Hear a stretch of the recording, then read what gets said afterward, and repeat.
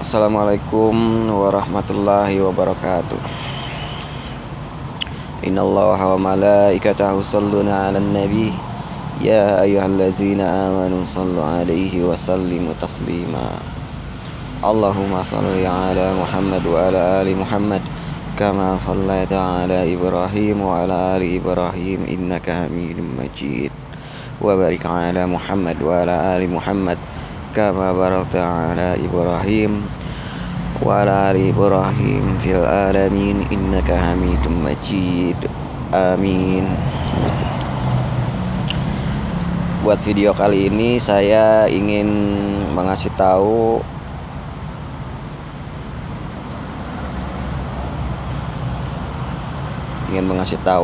letak emas yang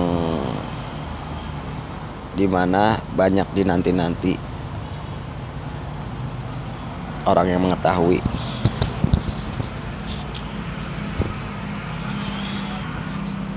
Pokoknya intinya dulu saya waktu kecil saya sering pokoknya saya selalu dibawa sama nenek saya kemana-mana. Dan saya lagi itu sering dibawa ke daerah Ciracas, Jakarta Timur. Pokoknya depan kelurahan Ciracas, nyebrang ke kanan 20 meter ada gang masuk. Di situ masuk ke dalam itu saudara-saudara nenek saya, banyak sekali.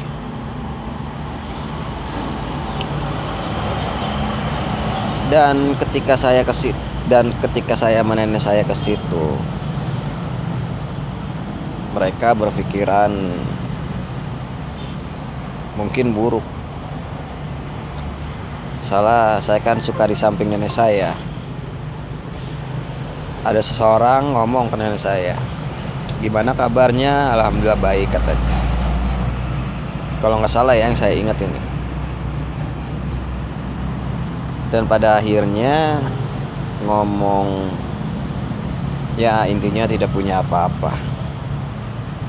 Nenek saya bilang. Nenek saya bilang begini, "Gue gimana mau punya apa-apa? Hidup gue aja sebatang kara.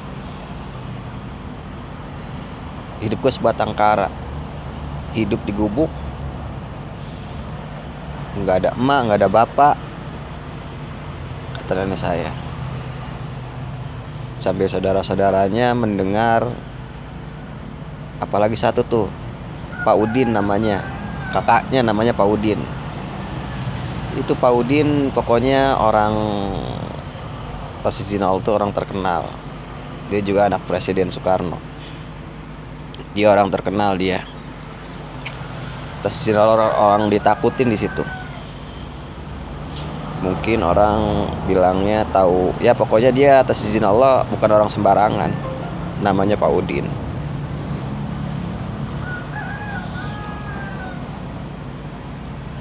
Dia pokoknya sama kakaknya itu pun gimana ya, kayak ngeliat sedih gitu ngeliat nenek saya.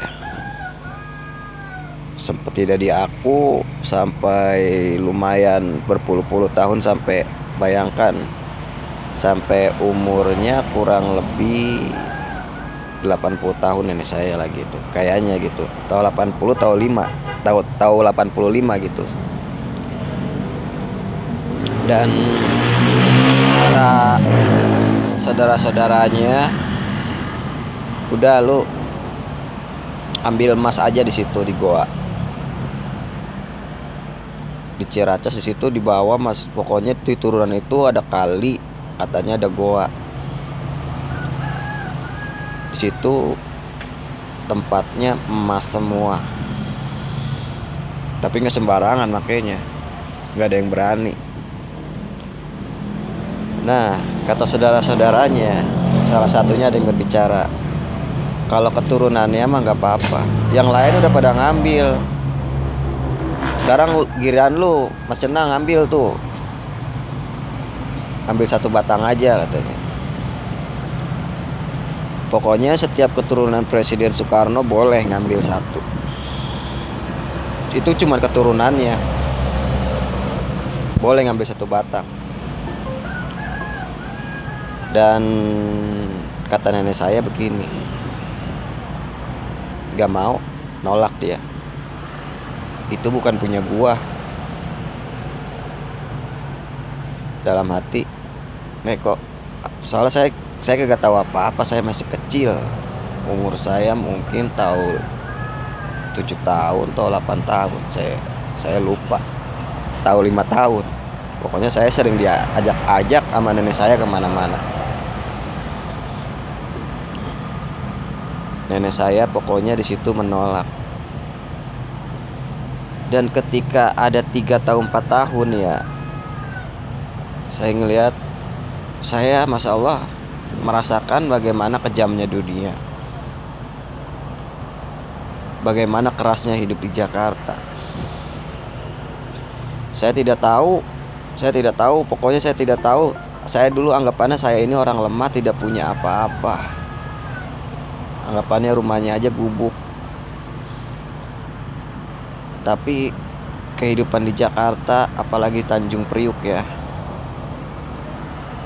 insya Allah kalian yang pernah hidup di sana pasti insya Allah mengetahui. Apalagi hidup di jalan raya. Di sana Masya Allah hidupnya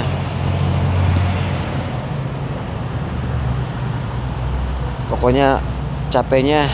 Ketika orang tua saya nganggur kurang lebih 3 tahun, saya atas izin Allah menafkahi saudara-saudara saya yang berjumlah kurang lebih 8 orang. Di situ saya capek sekali, yang berusia berapa tahun, pokoknya pas lulus SD. Yang lain pokoknya lulus SD saya tidak melanjutkan sekolah lagi karena ekonomi.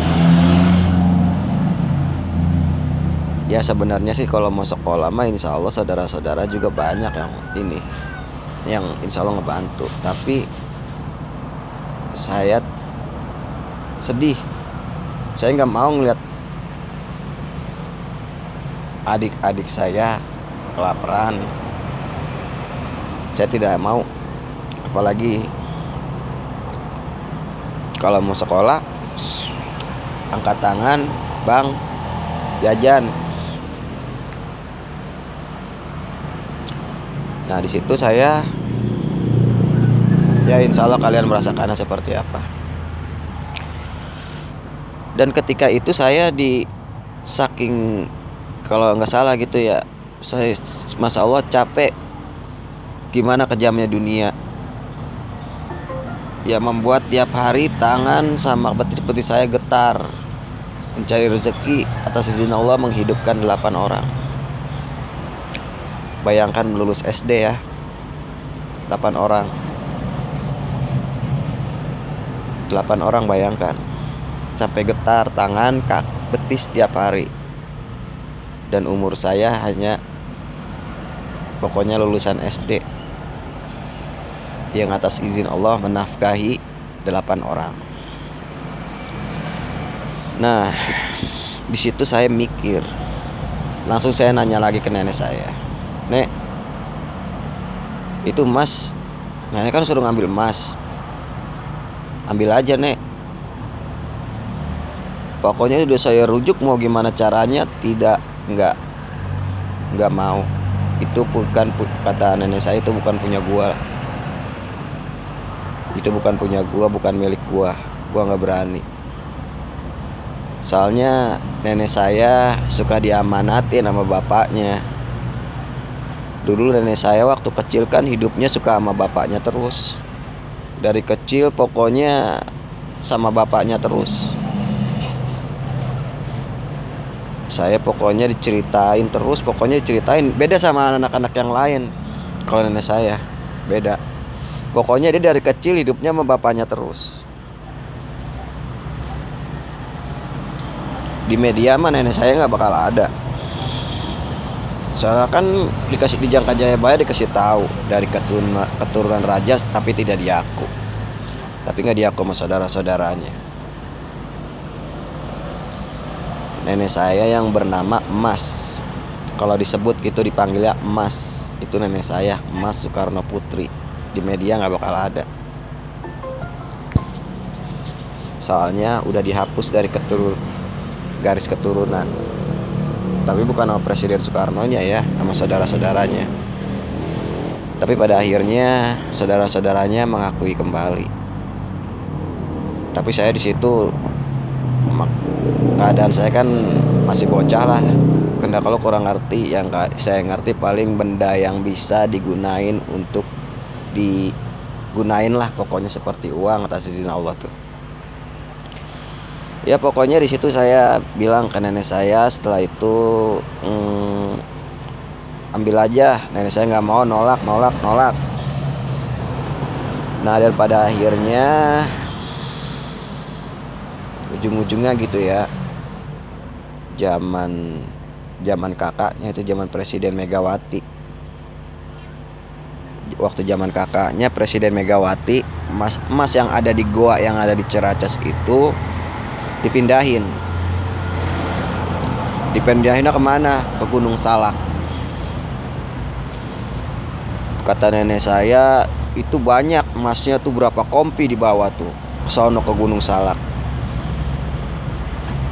Kok kalau kata saya gini, kok nggak dibagi-bagi nek?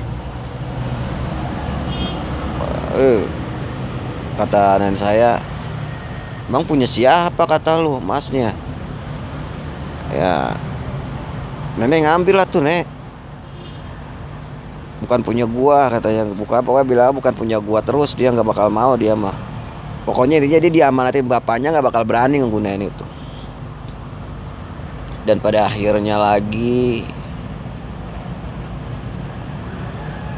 pokoknya mas itu tuh nggak ada yang berani make.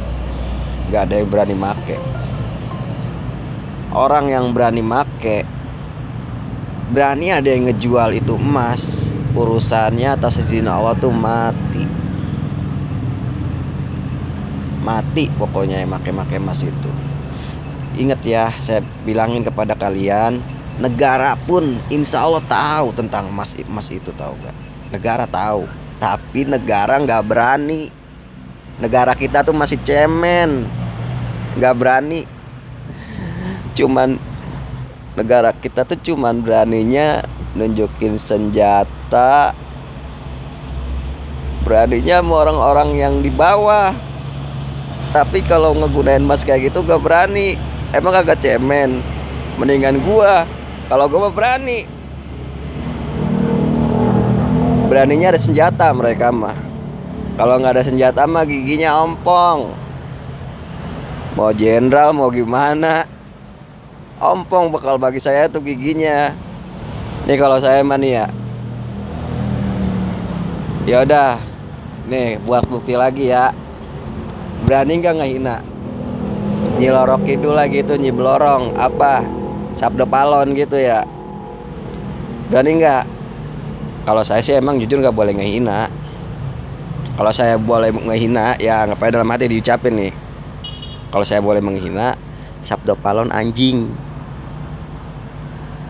Sabdo Palon anjing. Nyi Loro Kidul juga anjing. Tuh, berani nggak? Nyi Loro Kidul anjing. Berani nggak lo? Kira kalian berbondong-bondong, silahkan ya. Pokoknya mah aparat sebuah negara ini tuh cemen-cemen, tahu nggak? Beraninya ada senjata itu juga sama rakyat yang nggak punya. Coba suruh nantangin Nyi Loro Kidul pakai senjata sono aja, kroyokan lagi beraninya. Ya pokoknya intinya masa di Gunung Salak ya. Kalian kalau berani ambil aja sono. Tapi kayaknya insya Allah gak bakal berani. Insya Allah gak bakal berani. Karena taruhannya nyawa. Yaudah gini aja. Apa foto yang di TV ya, si Limbat ya. Saya lihat, TikTok di mana tuh suruh ngejual emas tuh, nggak berani. Udah saya tunjukin di Gunung Salak. Saya kagak tahu tuh lokasinya, tapi saya dikasih tahu sama nenek saya letak emas itu semua dikumpulin di Gunung Salak. Dengan masya Allah, insya Allah itu jumlahnya yang fantastis. Siapa yang jago itu? Si Limbat apa siapa gitu yang jago-jago itu tuh? Yang dari luar negeri. Siapa tuh namanya saya lupa tuh. Ya pokoknya intinya si Limbat lah suruh jual tuh. Ya, apa jenderal pangkat bintang berapa gitu. Suruh jual. Kalau berani. Kalau nggak berani ya udah jadi macan ompong aja. Pokoknya intinya letak emas itu di Gunung Salak.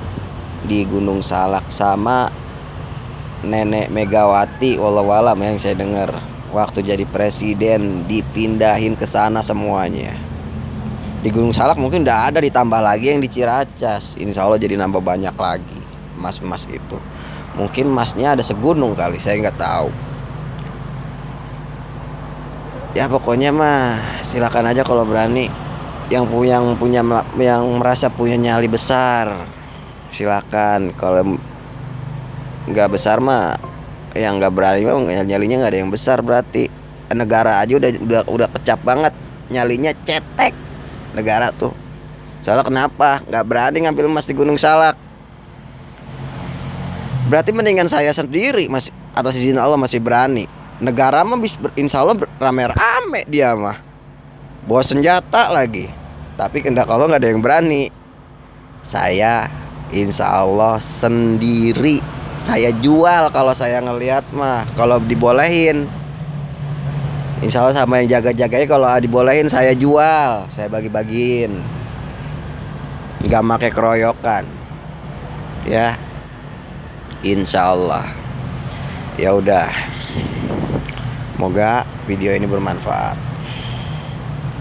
Innallaha wa malaikatahu shalluna 'alan nabi ya ayyuhallazina amanu shallu 'alaihi wa sallimu taslima. Allahumma shalli 'ala Muhammad wa 'ala ali Muhammad kama shallaita 'ala Ibrahim wa 'ala ali Ibrahim innaka Hamidum Majid. Wa barik 'ala Muhammad wa 'ala ali Muhammad kama barakta 'ala Ibrahim wa 'ala ali Ibrahim fil alamin innaka Hamidum Majid. Amin. Wassalamualaikum warahmatullahi wabarakatuh.